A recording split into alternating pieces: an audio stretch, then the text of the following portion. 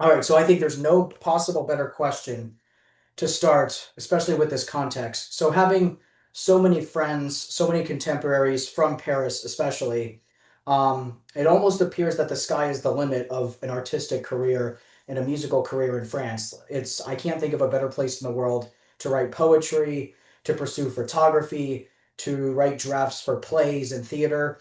So it almost seems like, and I'm asking this with all the benevolence, is like, why guitar? What about the guitar do you feel set itself apart from the rest of the art scene in France?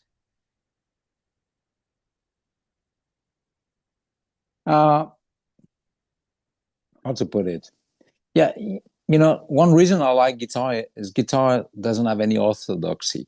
It's not a classical instrument. It's a permanent instrument. I like the idea also that every second we talk now, we speak, there's gonna be 100 kids buying a guitar for 29 euros that and try things out. And this somehow is a big chance. I think if you look at the history of the guitar, it was never a classical thing.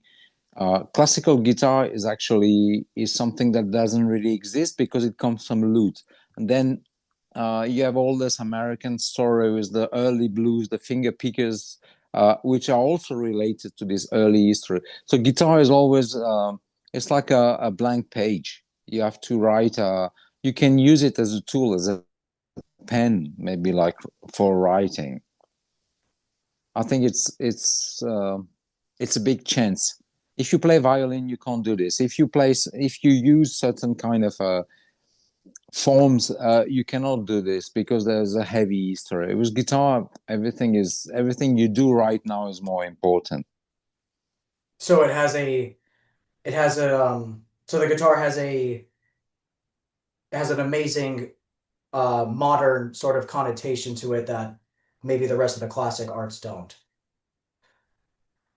It is the guitar like the guitar is the direct medium, it's just a tool, it's just like a pen, but it's a very special pen because it's at one time very popular. It's an instrument you use for songs, but it's also an instrument you use uh, to play much more complex music. There is a very interesting story in France. The king Louis XIV is the one who spotted out guitar. Actually, if there is guitar today, it's because of Louis XIV, the Sun King, because he quite liked guitar. And there was a guitar player at the time called Robert de Vizet. It's part of the classical repertoire.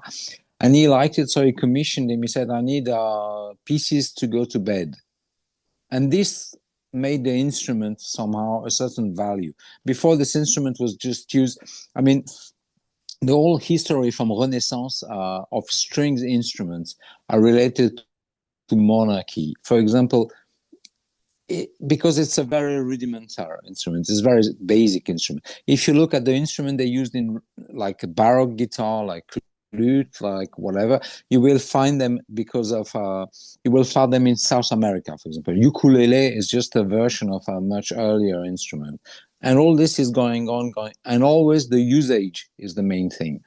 If you listen to, I don't know, Big Beat Bronzy, or all these finger pickers history, it's the same. They used it because they didn't have a piano.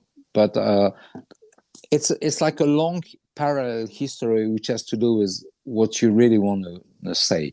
And avant-garde, classical songwriting, whatever, it's not a problem because this instrument doesn't have any orthodoxy. If you play violin, for example, you have to go through different historical school. With guitar, never. Mhm. The whole playing of guitar is guitar. So spending a lot of your early life in Paris, um, was it was there an encouraging amount of institutional backup for guitar, especially, the more avant-garde, the freeform guitar, or was it not as much as the rest of the classical arts, the institutional support in France? In, when I started, institution wasn't really existing. I come from jazz.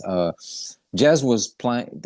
They had a whole circuit of clubs and people drinking and talking to people playing music, and then you had different clubs. There was a famous club in the 13th district of Paris called Le Théâtre du Noir. A lot of music happened there. For example, Massacre from Fred Frist was recorded live there. Uh, Avant-garde, experimental.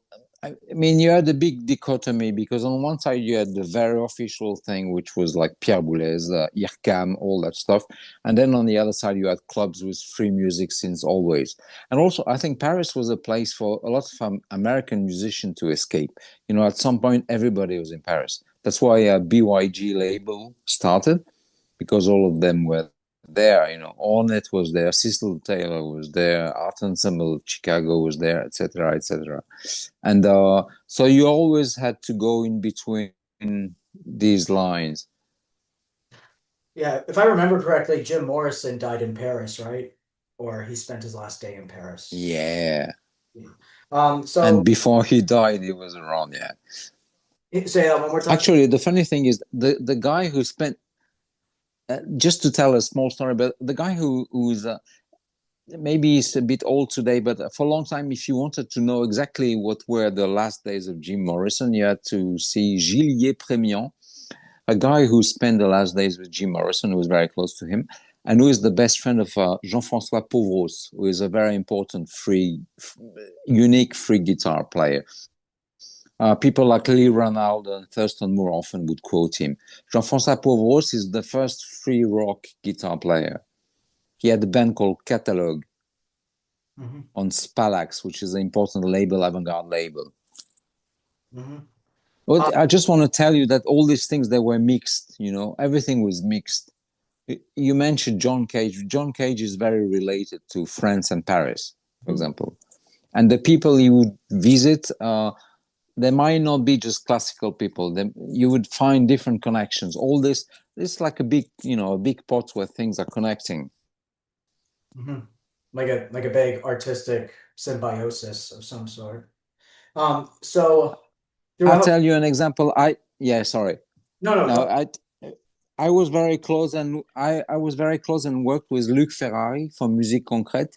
I know him. And Luc, he had all kind of connections that were much more wider than Musique Concrète scene, for example. And this always happened. Like Ornette Coleman, he was very close to people you wouldn't expect. François Rabat, which is an amazing double bass player since the 60s, was like a virtuoso classical guy, but also made chanson. And I just want to mean that all these things that were mixing permanently. But maybe like, you know, if you take New York and Lou Reed and Robert Quine and all this story and all these links you had between poets, between writers, between Paris was a good place for that.